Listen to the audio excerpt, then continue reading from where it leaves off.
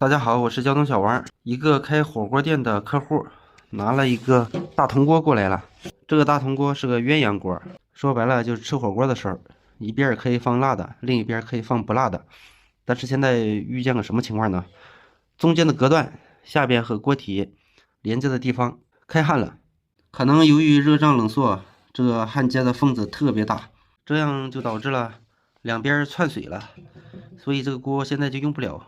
用户问我能不能把这个地方给它焊死，我当时大体看了一下，觉得这个应该是黄铜，应该可以用黄铜焊条进行焊接，就拿了回来看看能不能给它焊上。一会儿咱们就试一下，因为用黄铜焊条焊接黄铜和铁正常是都可以的，不知道焊接这个行不行。它原来好像不是黄铜焊的，看上去像焊锡。现在咱们就用气焊焊接一下试试。准备了一根黄铜焊条，两个颜色差不多啊。这个是硼砂助焊剂，里边是白色的粉末，主要是焊接这面的缝隙。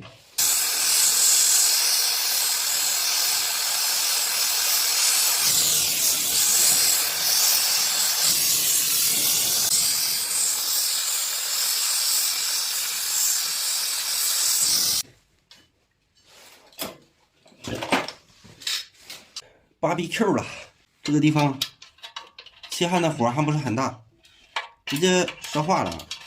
这个铜也不行啊，这个熔点直接烧了个洞出来。这个地方是它原来焊的，全是白的，一看就是焊锡流出来的。原来有可能用焊锡这么焊了一下，焊的也不是太结实啊。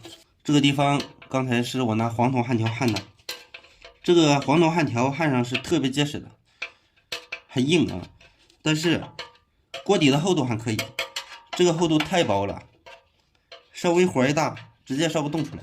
它这个为什么开焊了呢？因为这个焊锡熔点本来就低，这个火锅长时间烧的话，时间长了这个焊锡扛不住了，就裂纹了。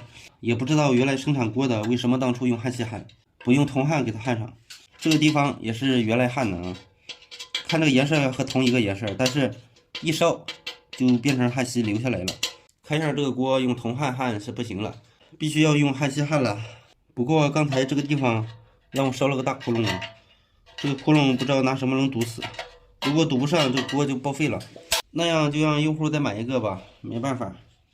本来当初给他焊就跟他说了，死马当活马医，不一定能焊上，焊不上就得买新的。如果当初没说这话，就得让我赔他个锅了。这个锅估计不便宜啊，买个应该得好几百。卖铜也能卖不少钱，特别重啊！不知道大家有没有更好的方法把这个焊上去？